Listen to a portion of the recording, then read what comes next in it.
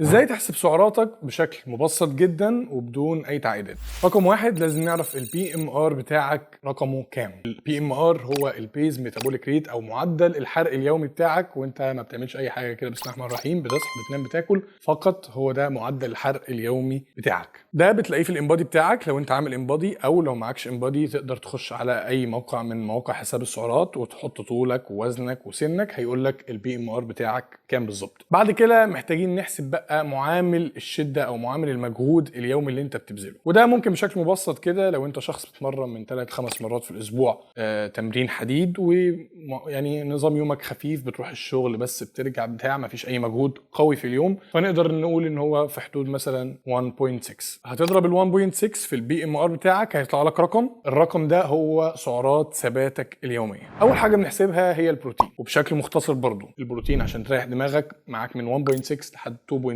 وبشكل يعني نقدر نقول ان هو ما يبقاش مكلف قوي وما يبقاش في نفس الوقت قليل قوي. 2.2 جرام من البروتين لكل كيلو من جسمك كفايه جدا في اليوم. كده احنا حسبنا نسبه البروتين. بعد كده نحسب الفاتس. بشكل عام الفاتس ما يحبسش انها تقل عن نص جرام فات لكل كيلو من جسمك. هتضرب النص في وزن جسمك هيطلع لك عدد الجرامات اليوميه من الفاتس او من الدهون. كده احنا حسبنا البروتين وحسبنا الفاتس، اتبقت الكربوهيدرات اللي هي بشكل بديهي جدا هتبقى الباقي من سعراتك. بس كده، موضوع بسيط ما تعقدش.